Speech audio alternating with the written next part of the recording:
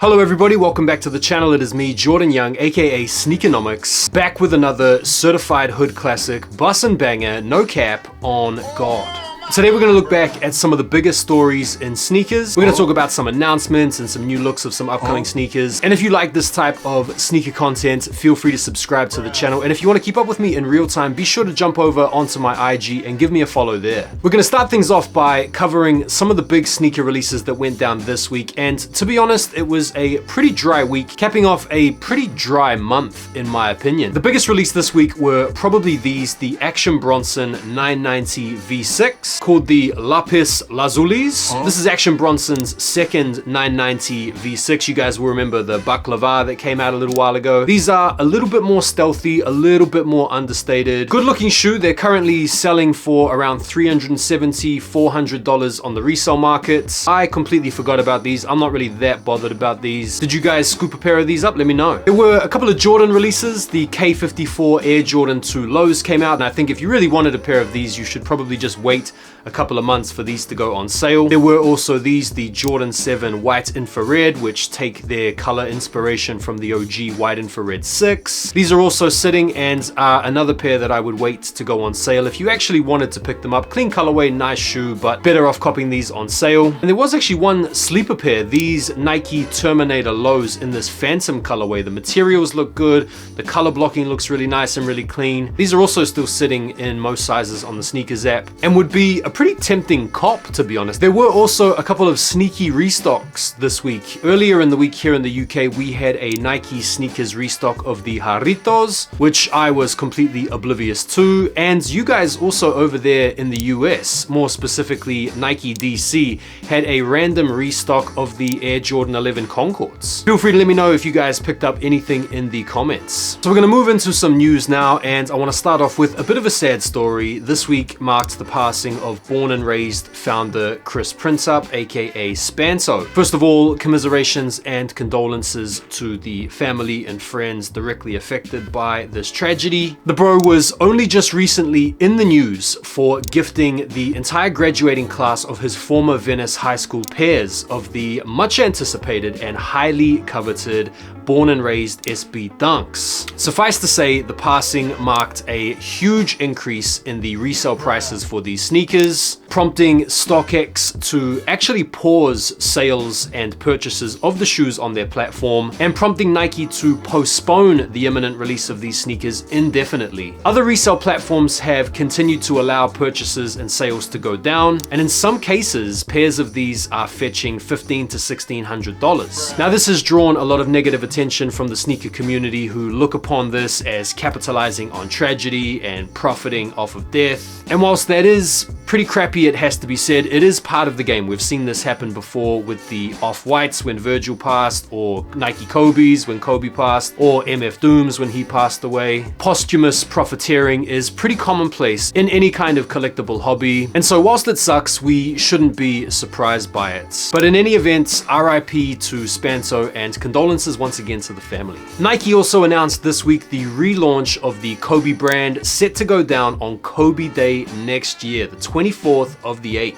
As a big time Kobe fan and Kobe collector and occasional hooper, I'm very excited about this news. What about you guys? Is Travis Scott wearing his signature shoe in this video? I'm not sure. Maybe you guys can help me out here. This video was taken recently while he was in Nigeria filming a music video. He's got on a pair of Nikes that look like they have similar color blocking to the Jordan 1 Low Olives that released recently. They look kind of low top-ish, mid top-ish. You can see they've got the reverse swoosh, and they almost look like they've got some kind of strap going across the toe box. I'm not sure if this is the same model that we saw him wearing in Cannes, but they do look pretty cool, at least from a distance, even though it's hard to make out exactly what they are. Do you guys think this is an existing model? Some people have said this could be like an Alpha Force 88, or maybe some other random Nike from the vaults. Could we be about to see Travis Scott's first signature sneaker? It could make sense, because this week we also saw Travis acquitted by a judge of any wrongdoing for what went down at the Astroworld concert a couple of years ago. It seems like the dust has settled on that case. It seems like his stuff is still still as popular as ever, and with an album about to drop and his reputation and clout somewhat restored, his very first Nike signature shoe could make sense and well be on the horizon. What do you guys think of this? Let me know. One interesting story I saw this week in the world of sneakers is that Jordan performance models are outpacing Air Jordan Retros in growth. Now, a lot of simpletons read this post and completely called it out as being cap, because most people see people wearing Jordan Retros in the streets. No one really associates performance sneakers with casual wear. But what people have failed to understand is the key word here is growth. That's right, these performance models are outpacing Retros in terms of their growth, not necessarily their gross sales. And when you look at the Jordan athletes, whether it's Luka or Tatum or Zion, you can understand why kids are interested in buying these performance models to hoop in. The waning popularity of Retros and the increase in popularity for these performance models obviously bears out in the data and was missed by so many of you guys. Well, maybe not so many of you guys, but people on the internet. After a long-standing and very successful collaborative partnership, Clot are moving on. They're going to be teaming up with Adidas, but not before they leave us with one final gem. Rumors are August the 4th, we're going to be getting a What the Clot Nike Dunk. I'm not overly fanatical about any particular Clot shoe, to be honest, but I do wish them all the best with Adidas. Right, so let's stay with Adidas as we talk about some new looks of some sneakers and some announcements of some pretty exciting sneakers. I want to start with these. These are the Adidas Crazy Infinity, and these have got to be the coolest Adidas basketball sneakers I have seen in a minute. No release date has been announced just yet, but these, as you can see, draw heavy inspiration from the crazy Adidas Kobe's. They've got the shell toe inspiration on the toe box. They've got the zipper and the shroud action. And I think when you put these next to the Fear of God Athletics collaboration that we're going to talk about in a minute as well, you have a pretty nice looking Adidas basketball lineup forthcoming. Now, the Fear of God Athletics Adidas collection is looking pretty good, and whilst I don't have any release dates for you guys currently, I've got to say these are looking pretty cool, man. Like, from a distance they kind of give me Air Yeezy 2 vibes. I'm also digging the runners as well. Honestly, you guys, I think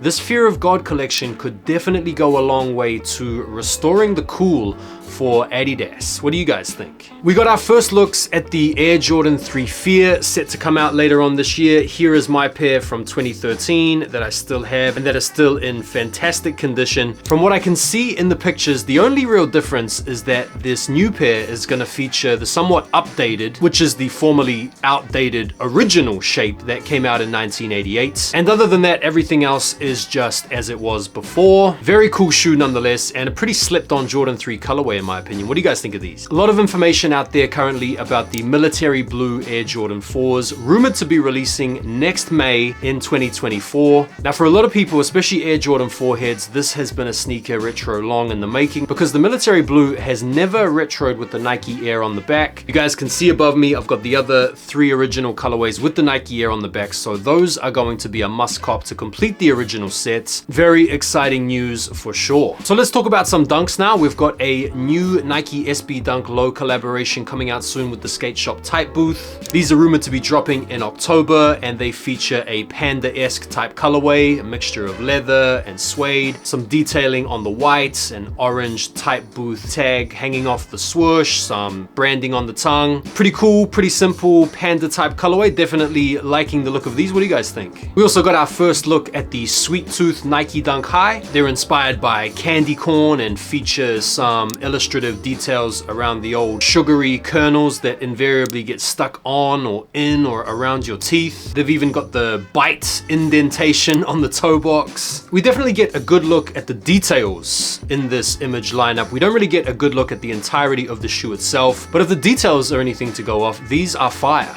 We also got our first look at the Nike Dunk Low Red Panda. And no, this isn't just a red version of the black and white Panda we've all grown to become sick of. This colorway is legit inspired by the animal. It's got some dark suede underlays and matte leather overlays. The soles opt for an all black tone. The only thing that kind of kills it a little bit for me is the tongue. Otherwise, I legit think this is a fire colorway. It really gives me old school SB vibes. Maybe like an Oompa Loompa or a Bath or a Bison. It's just funny to me how many people hate these just because of the association to the panda. Like, so many people have written these off as being trash just because of the panda name. The black and white Panda Dunk has really hurt some of you guys out there. If these are easy to cop, I will be in the market for these. What do you guys think? So I've been getting all sorts of different news regarding the Nike and Supreme SB Dunk Rammellzee collab. The high and the low was set to release on July the 6th or 7th. I've seen other rumors suggesting it's been pushed back to September.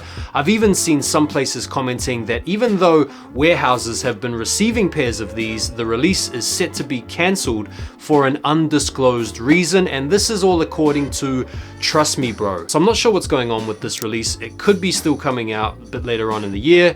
It might be cancelled, I'm not sure. To be honest, I'm not that fussed. I feel like of all the SB collabs dropping this year, this is probably one of my least favorites. But make sure you guys are subscribed to me here and following me on the gram so I can keep you guys updated. We had our first look at the next Be True Nike Dunk Low. These images came out just in time for the end of Pride Month, and to be honest, man, these are pretty cool. They have this kind of iridescent or silver Marty McFly, Back to the Future look about them. Like, these are pretty crazy. The tag on the tongue says, "Be true to your DNA."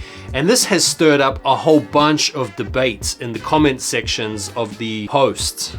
Seems like a lot of people are very anti-pride or anti-LGBTQ. I'll leave you guys to have a sift through and read some of the comments. But all of that stuff aside, I actually think the shoes are pretty cool. A little bit different, a little bit out there. I'm not sure if it's a must cop, but we'll see what happens. What do you guys think of these? So it looks like we're gonna be getting another Amamanier collab, and this time it's on a slightly unexpected model, the Air Jordan 17. This colorway is expected to release in 2024 and is inspired by their up-and-coming beach location on the shores of the Atlantic in Folly Beach. The mock-ups look pretty cool, to be fair, and I'm not that mad at the Jordan 17. It is one of my more preferred higher numbered Jordans. There's two colorways expected to release, and listen, I think these could be cool. We've got a really good look here at some early pairs of the Yuto Horigome SB Dunk Lows, and I gotta say, man, these are clean. Sort of gray, neutral, mixed with the Neapolitan vibes are just awesome. I'm a big fan of these. These are a must cop in my opinion. What do you guys think? So we've got some on-foot looks of the Air Jordan 11 Neapolitan. These have got the sort of Concord or DMP-esque type color blocking on the upper, the white mesh, the black patents, white midsole, and then this light pink translucent outsole. I'm not gonna lie, I was a little bit more impressed by the mock-ups than what we have here. I thought the patent leather might be a little bit more brown, which would obviously be more in line with the name of the colorway, like where is the brown. These are rumored to be releasing November in women's sizing, and I think with the DMPs around the corner, these probably won't really be a must cop. Still a nice shoe though. I'm a big fan of 11s, but like is the case a lot of times with mock-ups compared to the shoes that we get, I really wish we'd gotten the mock-ups. And that is it, ladies and gentlemen, boys and girls, for this week's sneaker wrap. If you did enjoy the video, please give it a like. I really would appreciate it. Feel free to drop a comment. I'll be trying to get back to as many of you guys as I can, and have yourselves a lovely, lovely weekend. Take care for now, and peace.